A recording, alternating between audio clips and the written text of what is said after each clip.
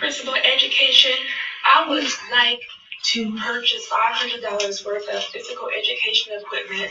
So over the course of the term, I can teach my students about cardio activity. I would like to teach them about upper and lower body strength exercises and abdominal strength training. With this equipment, our kids will be stronger, they will be better, and they will be able to interact not just in the gym, but they'll be able to be better students because their minds will be more fit so they can enjoy the semester of their subjects and their physical education activities with me.